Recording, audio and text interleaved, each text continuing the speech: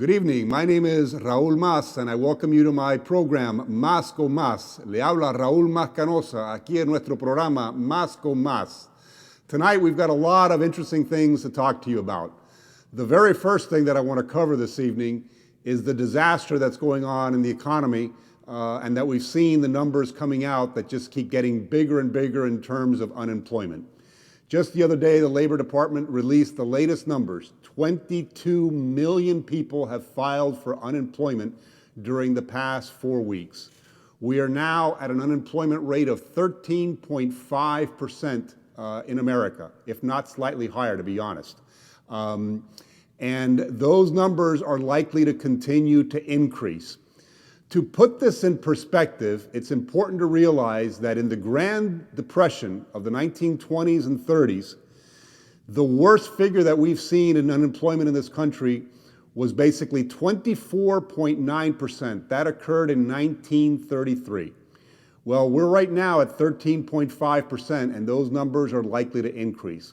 Will we get to a 25% unemployment rate? I don't know. But one of the most troubling things about this whole situation is that we're not even sure that we're seeing the right unemployment numbers. And I specifically want to talk about what's happening here in the state of Florida. The process for filing for unemployment assistance has melted down. The website doesn't work. Governor Ron DeSantis has basically come out and admitted as such. He's had to fire the person who's running that website and bring in somebody new. Why? According to him, there's been basically 33,000 claims paid over the past 4 or 5 weeks since this crisis began. He doesn't really have a good idea of how many people have asked for unemployment assistance. He thinks it's around 850,000, possibly more than 1 million people. So do the math. If 1 million people have not been able to apply for unemployment benefits, and you've only paid out 33,000 claims, that's a minuscule number of people that are getting assistance here in the state of Florida, one of the largest states in the country. So Governor DeSantis and the folks in Tallahassee need to really ramp up their efforts and figure out a way to get everybody signed up that needs help so that we have good numbers and we can actually get the assistance to the people that need it. This has been way too long a process. It's been too difficult. He refers to it as a broken down car. I would tell you right now it's a jalopy for all practical purposes. We need to ditch that car and get it a new one because we're going nowhere with the system the way it is right now. Here on our program today, we're going to have an interview with a gentleman by the name of Victor O'Heal, a small businessman, to share with us his experiences as what's transpired in his particular life during these past couple of months. He worked in an industry that basically was doing quite well in January with a lot of clients in the hotel business and corporate America, and suddenly his world has come crashing down. I'm sure that many of you that are watching this program can sympathize with him, but we wanted folks to understand exactly, what his life is like and see how it reflects your own experiences. And hopefully people that are watching this program that are in better circumstances will realize what life is like out there in the real world. So hang on with us. We got a lot to cover this segment. Going forward, we've got some other parts of the program that I think you'll find very interesting. We have a sneak preview of the military hospital being set up at the Miami Beach Convention Center by the U.S. Army Corps of Engineers, as well as an interview with Richard Lohr from International Finance Bank, which has been very successful in putting out payments as part of, or putting out loans, I should say, as part of the government's payroll protection program. We'll hear from Richard and the success that they're having in helping keeping people on the payroll. But right now, let's talk to Victor and hear about his experiences dealing with this crisis over the last few weeks. So hang on.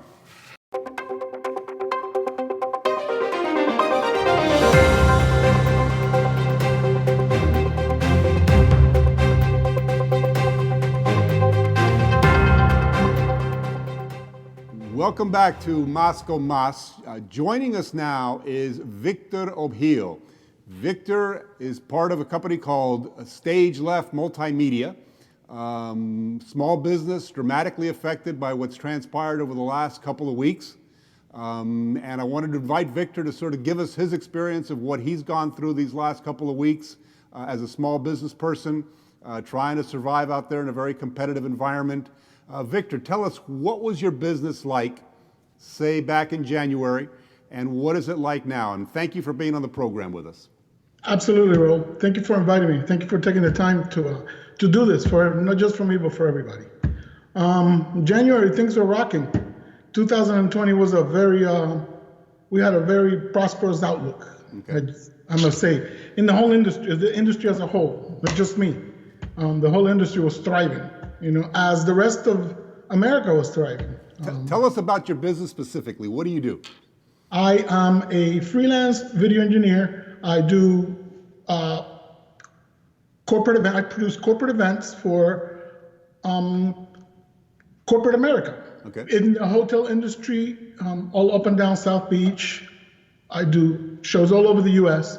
I have my own clients, which I deal with different foundations, hospitals that I set up shows for. And we were rocking until pretty much February 12th, when everybody got told that all the shows are going to stop coming to South Florida. South Beach is basically dead. South Beach is basically dead, correct? I mean, I was there on Tuesday, and there's like no traffic. I mean, the streets are deserted. Yeah, not only South Beach, but I think its whole hospitality industry as a whole. I mean, this is what we depend on here in Florida. Right. We've come from tourism and hospitality is huge here. Huge part of the industry. Hospitality and tourism is a very, very big part of South Florida. It always has been. I mean, that and construction is probably our two biggest industries. Absolutely. I mean, we had contracts not only for this year, but for next year already on the books. Mm-hmm. That's how we work. That's how the hospitality industry works. We book ahead. Sure. And we went from having tens of thousands of dollars in the books to having nothing overnight. Right. To standing at a food line. Wow. Pretty much. Wow. We are unemployed. And this goes for everybody. I understand that everybody's going through it. Sure. We're unemployed. We are in the need of guidance and leadership from the top. And I see ourselves, we pay taxes and everything. We pay tolls, we pay taxes, and just like they expect us to be there to do that for them, we expect them to do that for us. Sure. And I just feel, I've gone through those lines. Sure. I was at a 6-hour line myself for food. Sure. I know what it feels like. Nobody wants to be in those lines, Ro. Sure. Nobody wants to be in those lines. You have people with Escalades, Lexus, it doesn't matter. Nobody has a job. Right. I mean, we are in a total lockdown and we see no hope. I was just watching the news that we made a whole bunch of changes, that the governor made a whole bunch of changes to the employment issues that we're having right now. Sure. But we're throwing $100 million on the fix, and we're not sending the money out. Sure. I see it. The people, you have no money and no jobs. That has been a huge embarrassment. I think you and I have talked about this before. The unemployment assistance website is an absolute disaster. We've talked about that on this program. And it's ridiculous that a month has transpired, and according to Governor DeSantis, they've paid out exactly 33,000 claims that he's aware of. He knows he has a backlog of at least 850,000, probably more than 1 million, which means that basically over the course of a month of people pleading for help, 3.3% of the people asking for help have actually received a dime from the state of Florida. It's absolutely absurd. I hope he's cleaning house to fix that problem. Let me ask you, have you applied for any of the other assistance on the part of SBAs? I mean, yours is a small business. Have you looked at some of those opportunities? We applied. Unfortunately, there's no funds anymore available at the time. Right. So we wait on unemployment or reemployment, which they call it reemployment, but there's no jobs. Right. So it's unemployment. Right. We have an income in the house. My wife is a first responder, and we're getting by with that. Mm-hmm. We've had to buy our own supplies. Sure. So your wife is on the front lines. Yeah. Yeah. What does she do? I'm sorry if you I, don't mind. I had to buy her own surgical mask, her own face mask. Wow. I had to buy her own KN95. Wow. They have no protective gear. She's a surgical tech in an OR environment. Wow. They have people having an accident on 95, people have an accident on South Beach, people have an accident on the turnpike, and they get brought in. They don't get tested for COVID right away. Right. They just get right to the surgical table. Wow. I mean, that's a problem. So- and if they cut her hours, if there's no surgeries, I mean, you're really done. Yeah. Right. I mean, what do you do? So what is your plan B? I mean, what are you looking at right now? Are there alternatives out there that you're looking at? Well, short plan. I think I'll talk to you about my short plan, about the tomatoes and peppers in my balcony, right? Yeah, that's a very short plan. That's a very short plan. I went to Publix and I saw no tomatoes. So if I saw no tomatoes now, I know in the future there's not going to be any tomatoes. So I don't know. I foresee. My short plan is. I mean, right now I'm a stay home. I'm homeschooling. Uh-huh. I have an 8-year-old that I'm homeschooling. Thank God I'm blessed to spend time with her right now. Uh-huh. So in a way, it works out. But if we don't have any income and we have to pay mortgages and cars and we can't go out there and work, it's going to be difficult. It's going to be difficult, not just for me, but for everybody. Victor, let me ask you something. As I understand it, you're former Army, right? Yes, sir. Okay. So you got any of those MREs squirreled away in your house someplace? Yeah, I mean, we know how to ration pretty good. I'm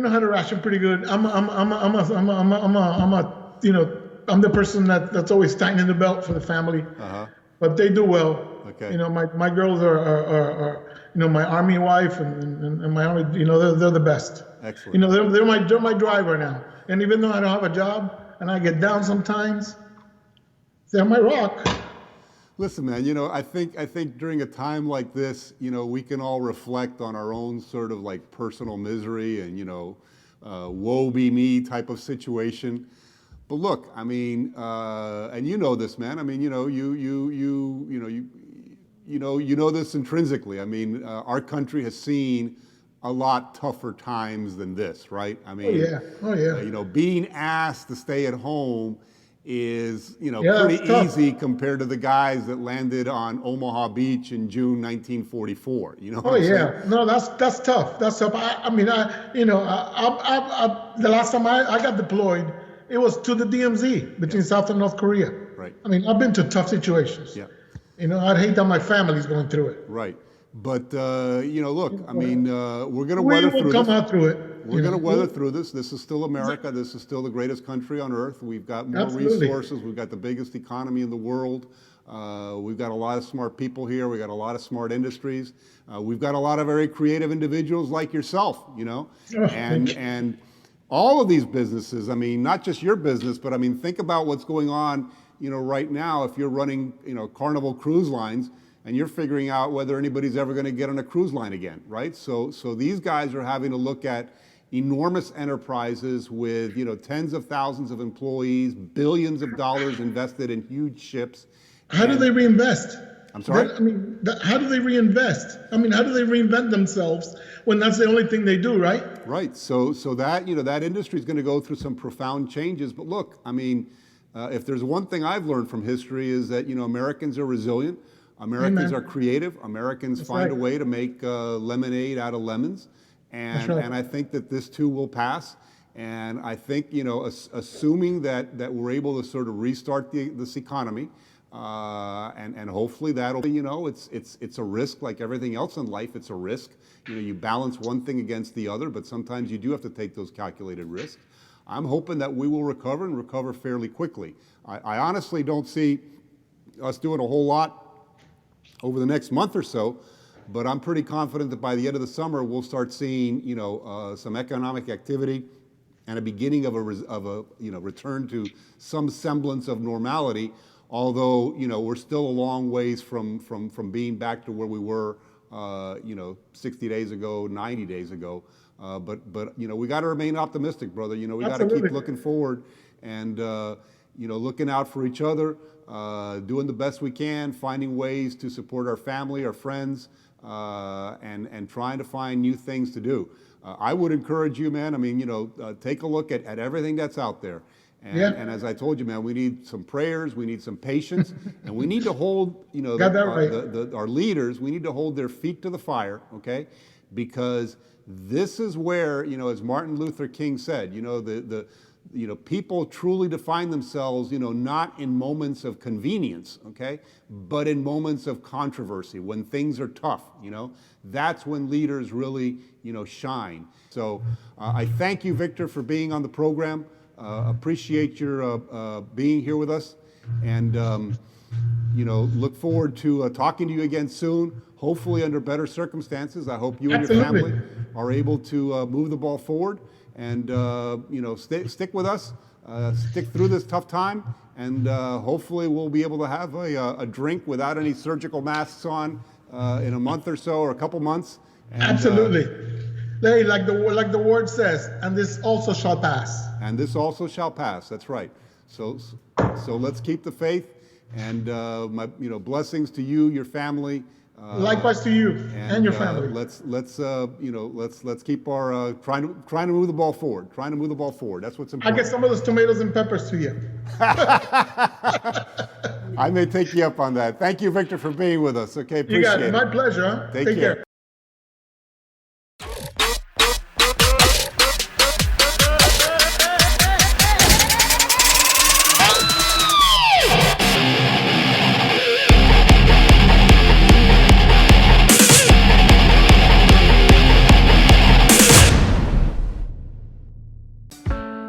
Somos NTV USA. Conéctate con nuestra programación en directo en los siguientes horarios y días. Lunes a viernes, 6 de la tarde, hora del este, línea deportiva. 7 de la noche, hora del este, O Qué Chisme con Odi Abreu. A las 8 de la noche, punto final. A las 9 de la noche, lunes y miércoles, A lo Cortés con Tony Cortés. Los martes a las 9, dame un like, y el jueves a las 9 también, De Noche con Roche. NTV USA, de Miami para el mundo, con una vista, basta. Rosa Águila tiene 87 años, vive en New Jersey y hizo mascarillas con sus propias manos para regalarlas a los amigos, a la familia, en los hospitales, a los más necesitados. Más de 1000 mascarillas.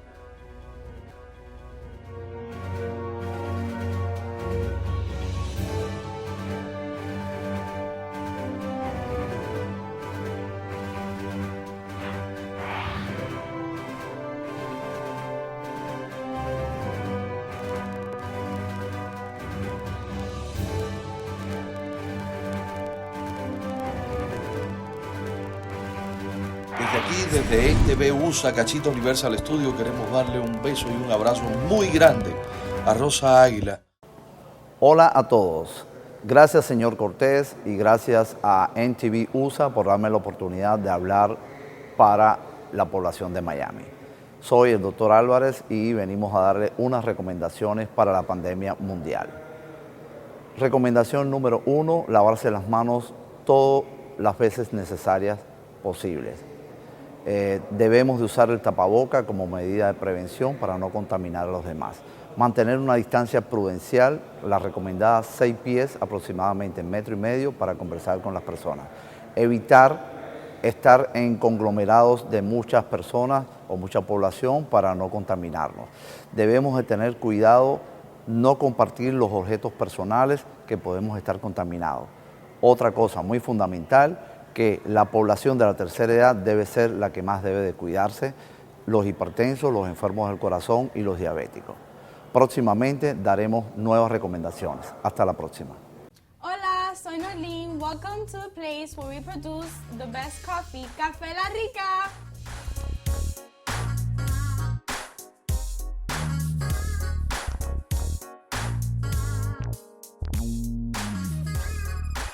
En Ciela Roasters hacemos el mejor café, el café oficial de los Miami Marlins. My team.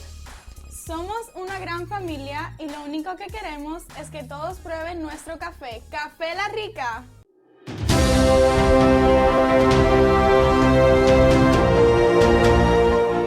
Hola, soy Irving González y recuerden nuestro compromiso acá en el programa Inmigración en Frontera por NTV USA. Todos los días estaremos respondiendo a sus preguntas sobre el tema de inmigración, al igual que lo que está pasando al momento. Comuníquese con nuestras redes sociales o pueden llamar al 305-374-4343.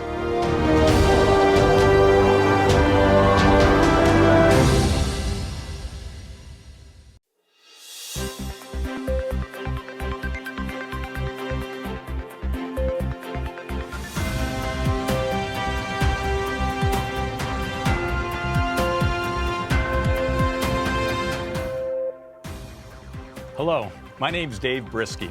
I'm the president and CFO of Longevity International Incorporated.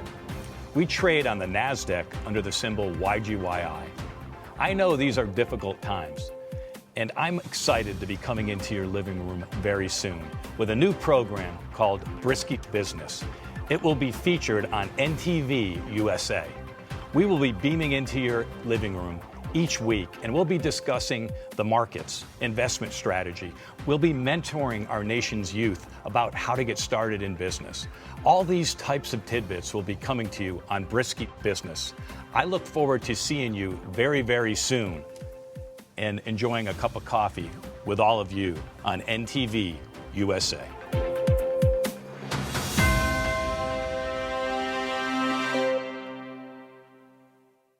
Familia, no hay nada como recomendar a los amigos un lugar para compartir en familia. Di Crespo Steakhouse, en el corazón de Kendall. Comiendo como en casa, la comida que tú te mereces. Y por supuesto, las mejores carnes. Carnes premium. La dirección es fácil. 13772 Southwest 152 Street. En el corazón de Kendall, al lado de Country World.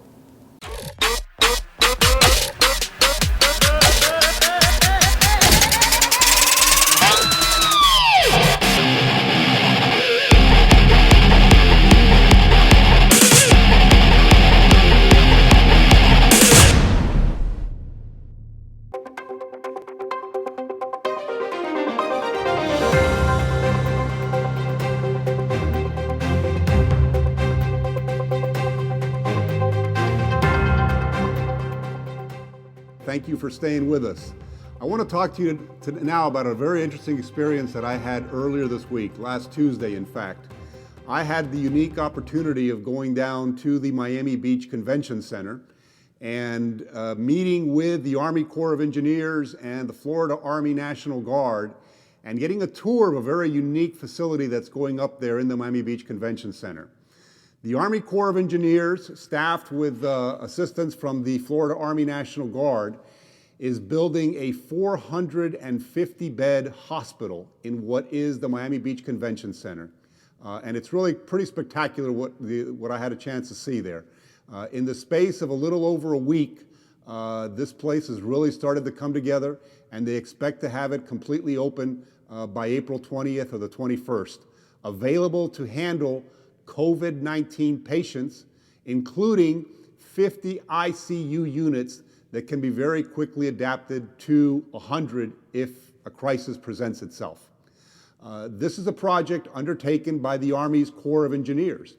The Army Corps of Engineers are basically the professional engineers of the Army who work with private industry to undertake large infrastructure projects such as this. The project underway at the Miami Beach Convention Center is basically a $23 million project funded by the United States government. The Miami Beach Convention Center belongs to the city of Miami Beach. Obviously, they're not hosting any conventions there anytime soon, given the crisis that we're in. So it made perfect sense for the city of Miami Beach to work with the Army Corps of Engineers and make this facility available to ensure that we have adequate medical capacity here in South Florida to take care of any crisis regarding the COVID-19 illness that is pandemic, I should say, that has struck South Florida as it has the whole rest of the world. So, fantastic facility. It works particularly well in that convention center because just recently the city of Miami Beach did a major renovation of the Miami Beach Convention Center. It's 500,000 square feet. It's been renovated from top to bottom with state-of-the-art electrical, plumbing, internet, and the Army Corps of Engineers has now come in and begun installing beds and an ICU unit, nursing stations, a variety of facilities. So I'm going to take you to some photographs that I took during my visit there, and I think you might find these photographs somewhat interesting. The first photograph, quite frankly, is simply one of the engineers giving us a brief of what we're going to be seeing going into the Miami Beach Convention Center. We all had to don hard hats and safety vests. We had to have a medical check to make sure our temperatures were correct, that we weren't necessarily having a high fever and conducive to spreading the disease to other people. We were issued masks and told, quite frankly, to watch our step because it's an active construction zone. And then we walked into the main exhibit hall of the Miami Beach Convention Center. As I mentioned, roughly 500,000 square feet. The next photograph that you will see is basically what a typical hospital ward will look like inside the convention center. These are basically modular units that are being set up. If you notice in this photograph, it looks like nothing more than sort of, 3 walls. And basically in front from where I took the photograph is a large sort of, cotton drape, if you will, that encloses that room. You'll notice that in the back, in what appears to be a headboard, is really the outlets for electricity, a nurse call button, as well as oxygen that goes into that particular room that is being set up, that modular room that is being set up in the convention center. In the third photograph, you'll see more of a close-up of what that headboard area, if you will, looks like. Basically, the electrical outlets necessary to access the medical equipment that is there, helping the patient, oxygen, the nurse call button, et cetera, et cetera. There's going to be 400 of these units, basically to be able to handle primarily patients that have been treated in hospital for COVID-19, are now improving and can be let go from those hospitals, moved into this facility so that those hospitals can treat more seriously sick individuals, and at this facility they will finish their rehabilitation. That's what will go into these specific rooms that I just showed you here. The next photograph that you will see is actually one of the ICU units. This is referred to as an ICU pod. If you'll notice, this is sort of a clear vinyl shell. It has a roof and basically the walls. Those red vertical lines that you see are basically the zippers to open and close to get into the ICU pod.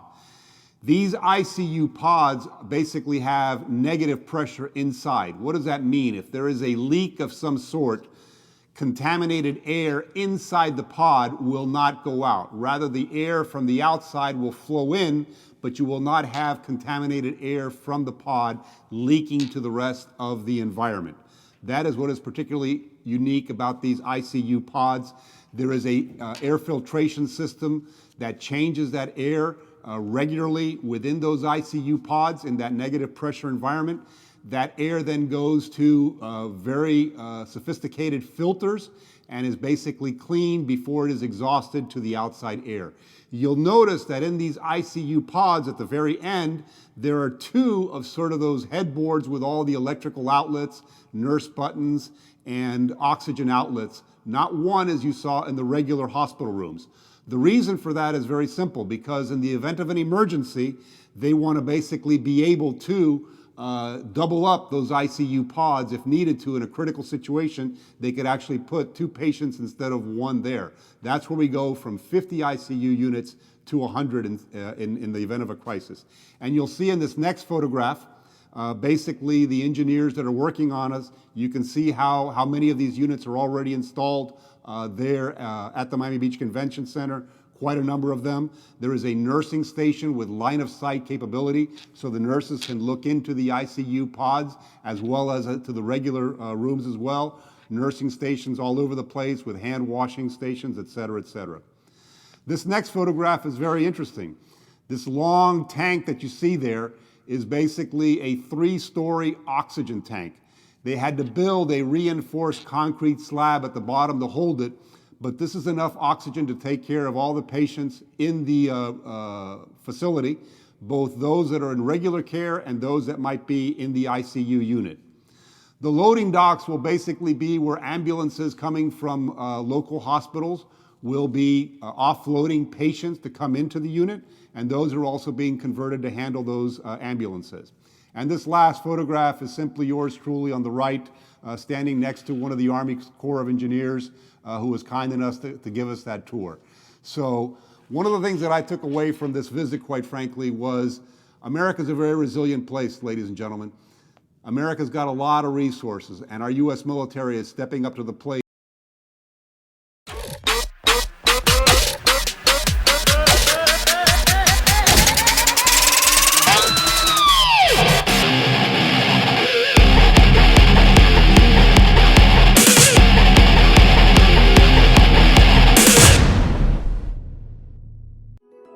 Rosa Águila tiene 87 años, vive en New Jersey y hizo mascarillas con sus propias manos para regalarlas a los amigos, a la familia, en los hospitales, a los más necesitados.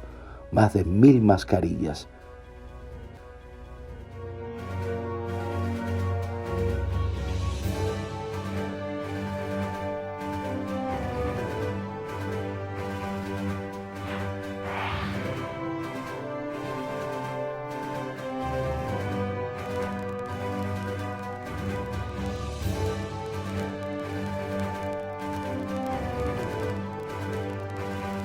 Desde aquí, desde TV USA, Cachito Universal Studio, queremos darle un beso y un abrazo muy grande a Rosa Águila. Yo soy la pitonisa, la que ama ir a su magia con una sonrisa. Les quiero contar algo que vi en mi bola de cristal. Cuando usted quiera venir a la ciudad de Miami, tenga cuidado. Hay gente oscura y perversa que tú no son originales. Usted llega y compra una cadena, la lava con jabón y no es oro, es cobre. No, no. Solamente hay una forma, un estilo, una manera de lucir bien. Es una cosa... ¡Ay! La pitonisa te lo garantiza, que el único lugar en Miami donde tú vas a encontrar lo verdadero y lo majestuoso es en Grimal Joyería. Mire, ¡ay, delicioso! Etiqueta y glamour. Me duele la una, me duelen las dos. Y siento que las tengo llenitas de arroz. Me refiero a las manos, malintencionados. Mire esto tan divino, clase, distinción, armonía, etiqueta, glamour. ¡Oh! Esto va conmigo. Esto sí es tener clase. Grimal Joyería. Lo que usted quiere ver en la bella ciudad de Miami, se lo dice la pitonisa. Ya tú te tiraste una pinta en ley en men. Ahora no puedes dejar fuera a tu esposa, a tu novia, a tu amante, a tu hija, a tu tía, a tu abuela. Vístela y prepárala para que luzca bien, lista para la fiesta.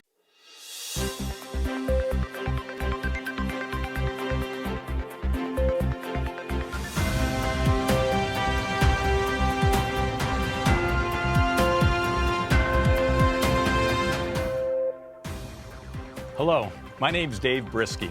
I'm the president and CFO of Longevity International Incorporated. We trade on the NASDAQ under the symbol YGYI. I know these are difficult times, and I'm excited to be coming into your living room very soon with a new program called Brisky Business. It will be featured on NTV USA.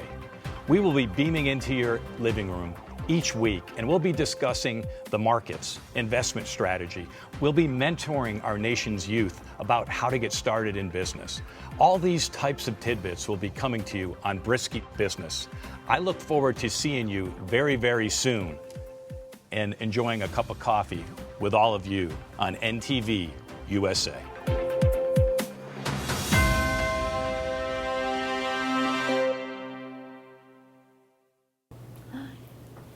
Brian Restaurant, la comida cubana que más me gusta. Ellos siempre tienen de todo. Brian, ¿me regala por favor una pechuguita con todo? Es que ustedes siempre tienen la comida más fresca y más deliciosa. Ay, yo vivo enamorada de Brian Restaurant. Y ustedes, mis amores, aquí en pantalla les dejo el número de teléfono, porque la comida que más nos gusta también tiene el mejor servicio y tiene delivery. Hola a todos. Gracias, señor Cortés, y gracias a NTV USA por darme la oportunidad de hablar para la población de Miami. Soy el doctor Álvarez y venimos a darle unas recomendaciones para la pandemia mundial. Recomendación número 1, lavarse las manos todas las veces necesarias posibles. Debemos de usar el tapaboca como medida de prevención para no contaminar a los demás. Mantener una distancia prudencial, la recomendada 6 pies, aproximadamente 1,5 metros, para conversar con las personas. Evitar estar en conglomerados de muchas personas o mucha población para no contaminarnos. Debemos de tener cuidado, no compartir los objetos personales que podemos estar contaminados. Otra cosa muy fundamental, que la población de la tercera edad debe ser la que más debe de cuidarse, los hipertensos, los enfermos del corazón y los diabéticos. Próximamente daremos nuevas recomendaciones. Hasta la próxima. Entonces nada. Con cachita y bendición, así que usted compre cachita. Nada, a toda mi gente, les voy a decir una cosita. Si quieres pasarla bien, cómprate un café cachita. Yo por mi parte lo tengo en mi casita para mi mamá y para mi abuelita. Cachita. Ay, Dios mío. Improvisación y todo eso lo cogemos para comerciales, pero déjame decirte porque me va a quitar el trabajo.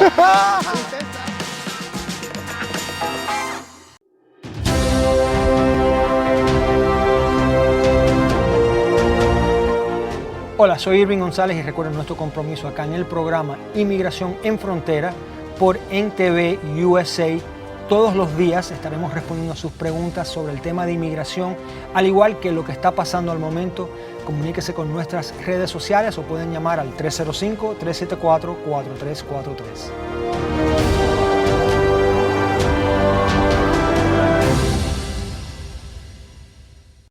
Espérate un momentico, bebé, deja el afán. Quería invitarlos a que vinieran aquí a Mr. Arepa, que queda ubicado en la 16733 Northwest 67 Avenida, donde se comen las mejores arepas, así que usted olvídese de la popusa y de todo lo demás.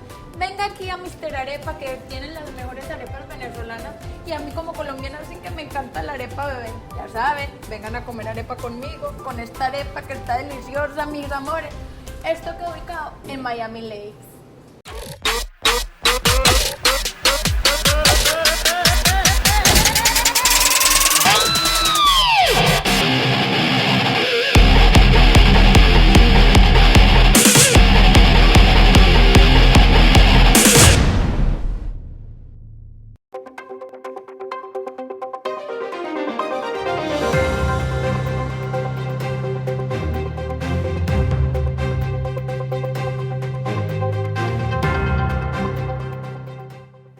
Joining us now to talk about the Small Business Administration's Payroll Protection Program is Ricardo Lure.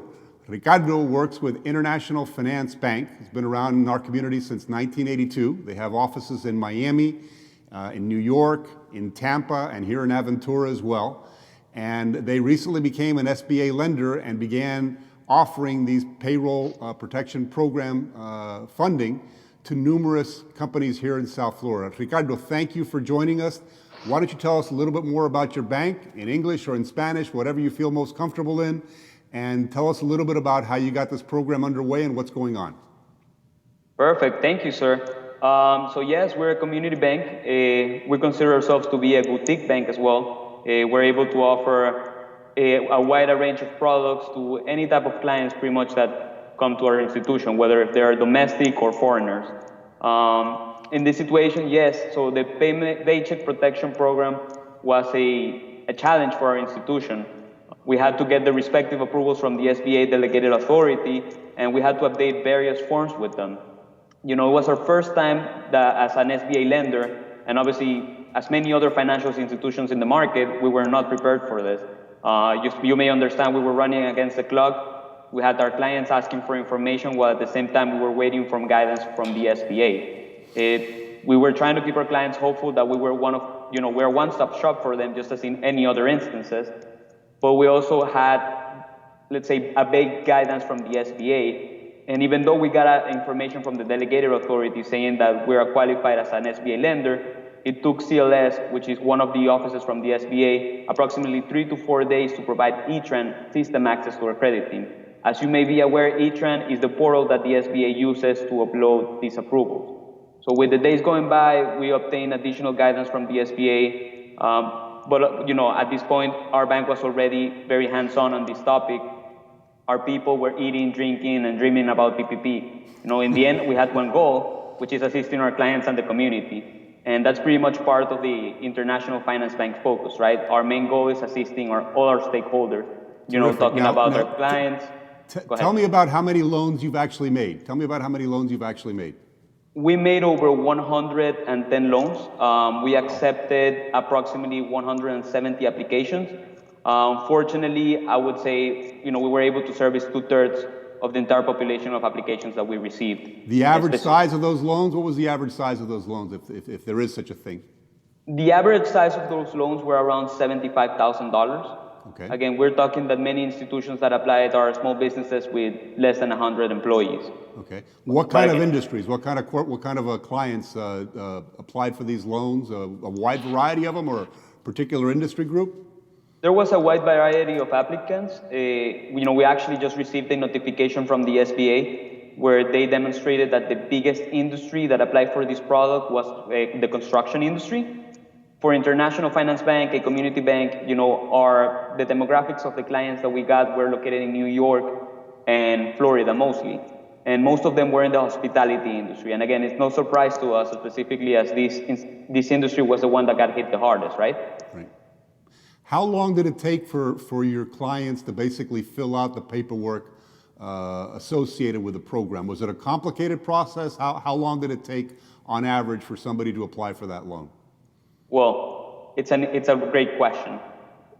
For certain clients who, let's say, they're very hands-on with their financials, it was very simple for them. The instructions, we didn't receive them on time from the SBA. So again, the guidance was very, I would say, vague in terms of the clarity of the information that we received. But in that end, clients were able to submit applications on the first day.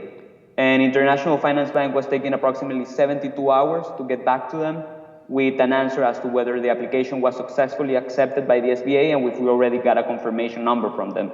Unfortunately, on certain cases, for the smaller business that, they don't have the accessibility for a good accountant, attorneys, and, other external counsel, it was difficult for them to provide us the right documentation that we needed to be able to service the request.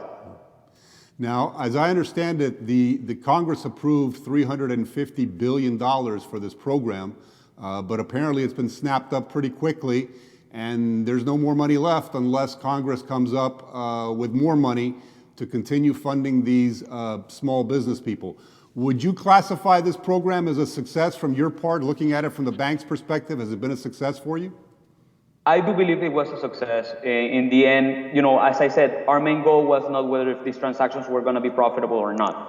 Our goal was to make an impact in the community. Our goal was to assist our existing clientele, and at the same time, we were able to find opportunities for people who were pretty much turned down by the bigger banks. Bigger banks, obviously, they were not able to assess the situation and the amount of applications that they were going to get, and it was an opportunity for us to be able to service those relationships. Fantastic. Fantastic. A quick question here. So, do you have to be a client of International Finance Bank, or if there's somebody out there who's watching this who's looking for help, could a new client come to you and solicit your assistance with this? Well, definitely, we're accepting applications from new clients. Again, hopefully, this is a complicated question as well because we're expecting for the government to make the decision whether there's going to be an injection of funds into this program. Again, once we have that notification from the SBA, we will be ready to accept applications. Obviously, we'll service our existing clients as well. And in the end, we're going to try to do our best to be able to get access to this fund and provide them to our applicants as best as possible. Fantastic. So hopefully the Congress comes together, raises, I believe it is, another $250 billion to continue what has been, I think, a very successful program to help small businesses here in our community. I think you're well aware of this because you're involved in the business, but 50% of the economic activity of this country comes as a result of small businesses. And as I understand it, if these small businesses use these loans basically to keep people on the payroll, these could eventually be converted into grants. Is that correct? Yes, there's a forgivable portion of this program. Obviously, they need to be able to provide that they kept that certain amount of employees that they applied for at the moment of the application, that they kept them on payroll. If they fire any specific people, they have to rehire them to be able to qualify for the forgiveness portion of this program. Again, there's vague information again on how does the forgiveness process is going to work. But we're waiting for those confirmations. I would recommend clients to have great conversations with their accountants and their attorneys so that they can be properly guided in a way that they're able to service their payments and at the same time keep their accounting records ready for whenever the government comes back and asks for those information. Excellent.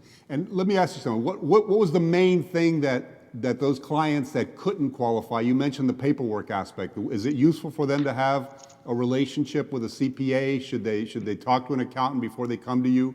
Have at least a balance sheet, a P&L, have their books in order before they can apply for this program? Is that a reasonable expectation? Yeah, so here's the thing. There's a lot of individuals that don't have their accounting in-house, and they rely a lot on their accountants. So that was an issue because, again, every single accountant was getting tons of requests from their clients, just as we bank did, and it was a short period of time. Again, what we recommend is that they need to have their 940s ready, their 941s, their W-2s, their last tax returns on file. If they have a system such as ADP, ADP is able to provide them with a payroll summary that gives them a calculation based on the actual CARES Act program, which is the PPP. But besides that, the bank works with every client. They understand every situation is different, and we try to document the file with the information that they have available. Okay. Are there any other programs that you're aware of that these same clients can access besides the payroll protection program offered by the government? Are there other programs that are out there that perhaps could work in unison with this to help these struggling businesses? It all depends on the business. Again, the SBA is offering several programs. If there are well-qualified applicants, maybe they can access a 504 program, which relies on a mortgage on the real estate. They can try to apply for 7A programs that are not PPP. Again, the SBA is providing a 6-month deferment on all their programs. There's other options that obviously came into fruition because of the COVID-19 situation. You have the Express Bridge Loan Program that is also being offered by the SBA, and we're getting guidance from the Florida office on a daily basis as to our bank and any other financial institutions are going to participate on those. There's also the Economic Injury Disaster Loan program where clients can actually go ahead and apply online. I would recommend if anybody has more information, if anybody requires more information, they can access the SBA website and they will be able to get all the information needed and the documentation that they need to provide. Again, the SBA is doing the best that they can in order to process these applications, just as the financial institutions. I'm pretty sure that they're looking for the well and best interest of the American citizens. Excellent. So listen, I think you guys are doing phenomenal work. I had heard, that you were the main man. You got this program underway for International Finance Bank. Apparently did it, like you said, in record time, helping your clients, your existing clients, as well as new clients, and focusing particularly on what is the backbone of our economy down here, which is, so many people here work in the construction industry or related industries. I mean, that's a huge part of our economy. They employ a lot of people, not just specifically in construction, but also all those secondary jobs that come as a result of it. So this is important stuff. I'm glad you guys have stepped up to the plate. You're helping with these SBA loans.